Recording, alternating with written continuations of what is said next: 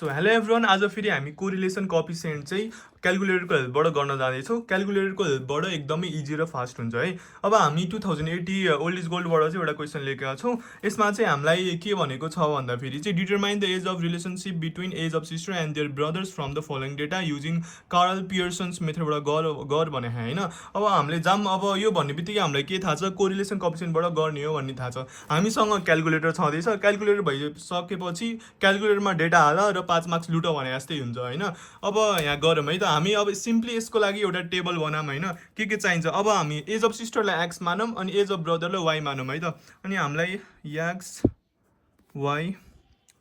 X square y square र x why चाहिन्छ। त्यसपछि लाइन तानेर राम्रो बनाऊँ है त। टेबल बनाइसकेपछि चाहिँ हामीले एक्स र वाइको भ्यालु हाल्ने अनि त्यसरी नै गर्ने है त। अब एक्स र वाइ यहाँ माथिको हामीलाई डेटा थाहा छँदैछ। अब एक्स र वाइको भ्यालु हाल्ने।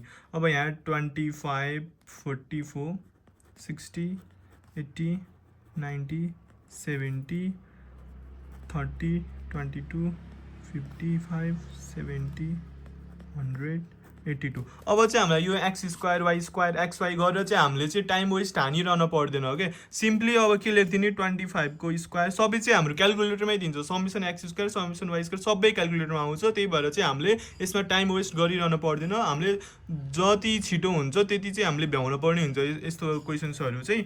त्यही भएर हामीले टाइम वेस्ट नगरिकन भ्यालु यसरी हालिदिने।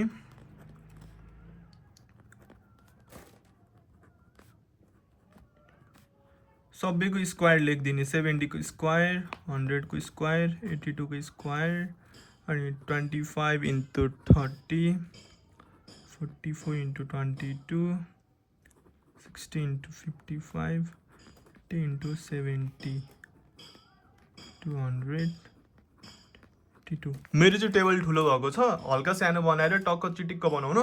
अनि यसमा चाहिँ अब हामीले हामीलाई के चाहिन्छ, समेसन एक्स चाहिन्छ, समेसन वाइ चाहिन्छ, समेसन एक्स स्क्वायर चाहिन्छ, समेसन वाइ स्क्वायर चाहिन्छ र समेसन एक्स वाइ चाहिन्छ।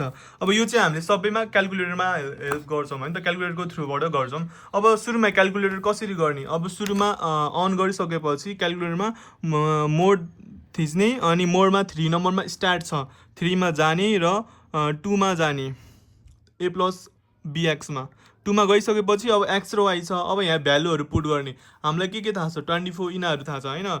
एक्सको अब त्यही अब क्वेसन्स अनुसार भ्यालु हाल्ने। अब एक्समा 25 अनि 44, 60, 80, 90, 77 हो। एक्समा भ्यालु हाल्यौँ। अब राइट अनि तल डाउन गर्दा फेरि माथि हुन्छ। अब वाइको भ्यालु हाल्ने, 30, 22, 55, 70, 100, 82। अब यति हालिसकेपछि चाहिँ अब यसलाई सेभ गर्ने कसरी, एसी दाब्यौँ भने यो सेभ हुन्छ, एसी दाबेपछि यो सेभ भयो। अब हामीलाई अब कसरी क्यालकुलेट गर्ने त भनेर हेर्नु पर्दा चाहिँ अब के गर्ने भन्दाखेरि सिफ्ट दाब्ने, सिफ्ट दाबिसकेपछि यहाँनिर 1 को माथि स्टार्ट छ, त्यही भएर हामी स्टार्टमा जाने। अब यहाँ पछि अब हामीलाई यहाँ देखिन्छ 2 मा डेटा छ, डेटा रङ छ कि राइट छ कि भनेर चाहिँ हामीले 2 नम्बरमा गएर यहाँ आफूले इनपुट गरेको डेटाहरू हेर्न मिल्छ। तर यसरी चाहिँ तपाईँहरू एकचोटि इक्जाममा एसएलसीमा चाहिँ एकचोटि चाहिँ हेर्नु होला, रिस्क मिनिमाइज गर्नको लागि। त्यही भएर एकचोटि डेटा हेरिसकेपछि अब जाने अनि यसमा गएपछि हामीलाई समेसनहरू चाहियो नि त। 3 मा सम जाम। अब के चाहियो, summation x square, summation y square, summation x, summation y सबै आउँछ। यसमा अब 1 नम्बर जाम, summation 1 number summation x square छ। समेसन एक्स स्क्वायरमा योले 1 मा गरेर इजिकल्स टु दाब्यौँ भने 26590 भएर आयो।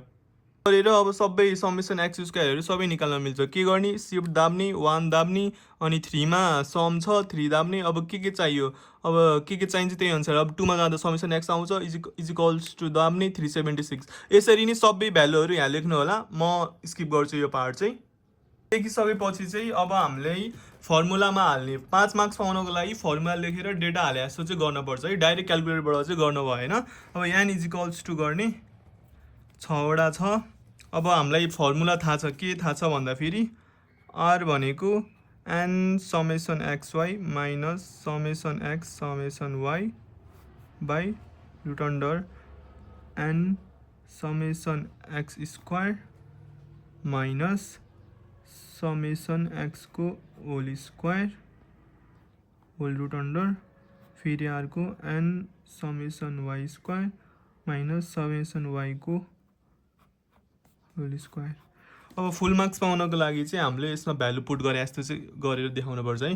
भ्यालु पुट गरे जस्तै मैले गरेको छु है भनेर चाहिँ भ्यालु पुट गरे यसरी चाहिँ देखाउनुपर्छ। अब एन भनेको कतिवटा आयो 6 इन्टु समेसन एक्सवाई भनेको 25932 minus 376 into 359 root under 6 into 26590 minus 376 को होल स्क्वायर अनि 6 इन्टु 26033 इन्टु 359 को होल स्क्वायर।